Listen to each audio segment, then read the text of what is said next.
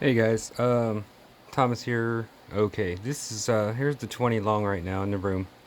I just come in, checked on it. It's maintenance day. I'm doing water changes, so as I'm emptying water from all the tanks, I get to this one next. And some of what's going on here is really neat, and I like it. And then some things in here need to be controlled. So I mean, for lack of a better term, I mean some of it's just straight up messy. But I want to show you what I want to show you basically what happens to you guys. Uh, how do I put it? You guys saw me meticulously groom this tank with CO2 and highlighting for quite a while. Well, now it sits in the bedroom, and I don't mess with it very much. I'm kind of letting it do its own thing.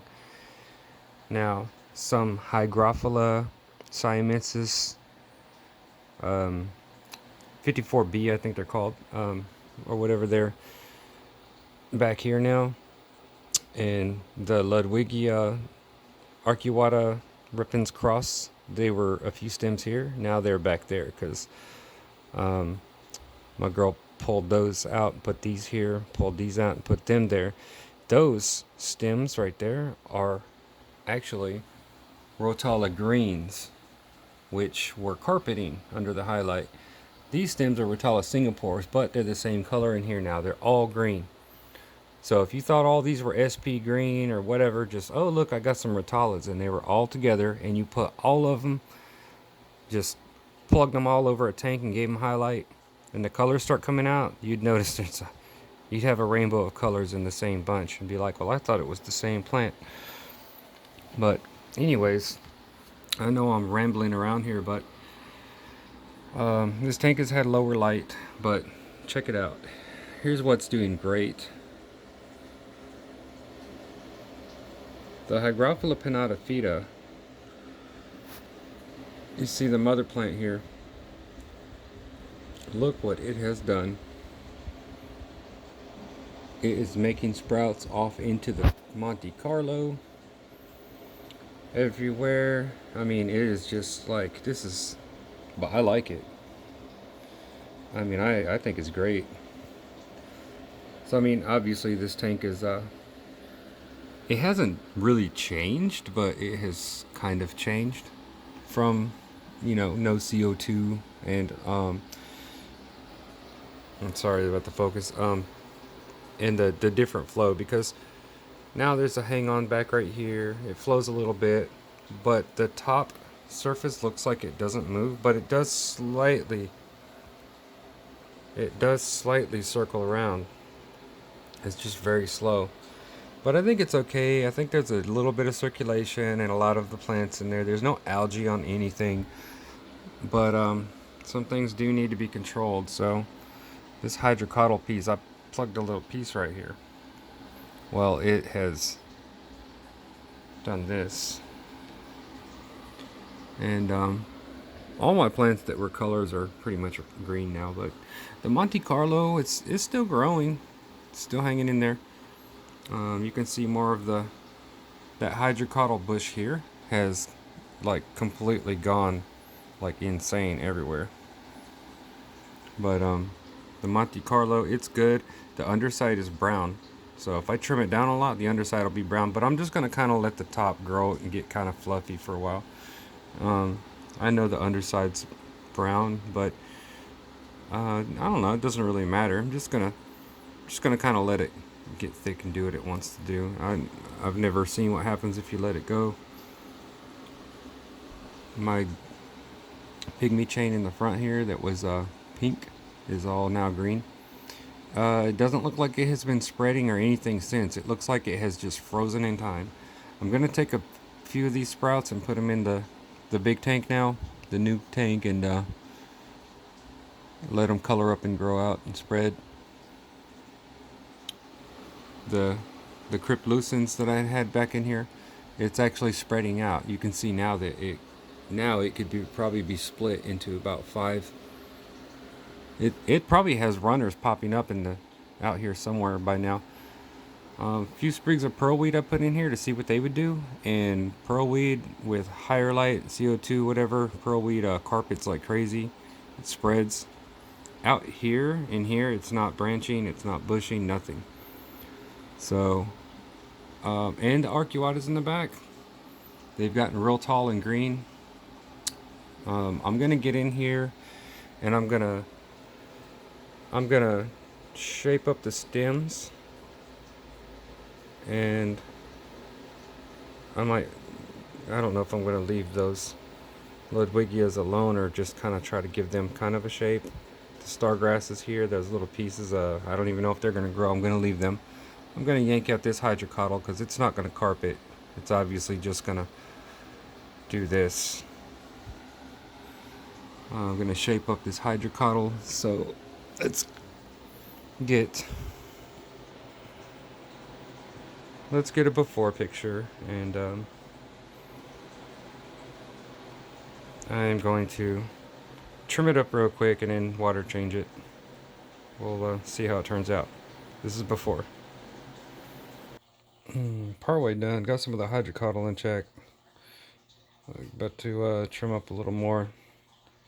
See what we got so far. You guys can't even see in there. I got a half a bucket full. Alright, let's keep going. Alright, so okay, we just trimmed it up, and well, I know you can tell a difference. To me, it doesn't look different because I was looking at it the whole time, but I do remember before that the hydrocotyle was all over the place and stuff. So decided to keep the hydrocotyle here. This little clump, it's okay. I mean, it's all back there if you really look. But I mean, that's cool. Let it grow back there wherever it wants to. This big, huge Pinata Fida, I clipped it from that. I just snipped it right there, pulled off the two bottom leaves, and plugged it down into the substrate here. So Pinata Fida, easy plant, high tech, low tech, doesn't matter, high light, low light. But you just got to get it started. If you order it online or somewhere, you're probably going to get an immersed version. It's kind of hard to convert. But you see, once it converts, I mean, once it gets going, man, look at it. This plant just won't stop. The other side's like that too. I mean, see that? There it is. See all the little vines are going everywhere. So yeah, these are really good. So this is a really good this is a really good example of you know, some people say you can't have a low-tech tank and then add CO2, and some people say you can't have a high-tech tank and take away the CO2, like your plants will just die or whatever. No, they'll change a little bit. Some plants might not do very well, but if you have aquasaw, you'll be okay. Some of those, the Ludwigias, I snipped some tops, put them in the fronts. Those I left alone. The Hygrophila siamensis, these Bacopa carolinianus, I just left them. They don't really grow. So I trimmed those Rotala Singapores back there. I trimmed down those Rotala greens. I knocked the arcuatas back down. You guys know that Ludwigia arcuata bush has been back there forever now. It's just not red anymore. Now it's green. I took a few sprigs of this grass that used to be purple. Now it's green. I took a few sprigs of it and put them in the new tank. So we'll let those grow in there. That's it. That's the tank trimmed up. You see, I mean, it's still growing, and I've just sort of let it do its own thing, really, and have a little hang on back. I think maybe the health would be probably a lot better if there was a canister filter on it, like it was before, because we went from an Eheim 350 to this little $12 hang on back, whatever brand it is, that was for a beta tank. But I don't know, it's doing alright. All the plants are okay. If you guys have noticed also, this one long sprig back there, I just put it back there.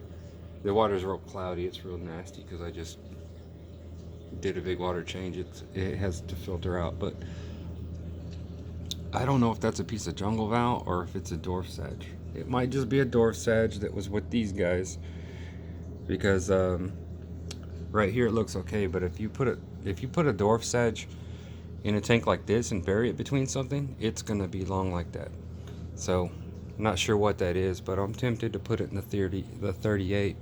I'm gonna try to redo the 38 a little bit because the 38 gallon it's just been bothering me, and I'm tired of looking at it. So that's an update on the 20 low tech hang on back filter. So trimmed up, looking okay.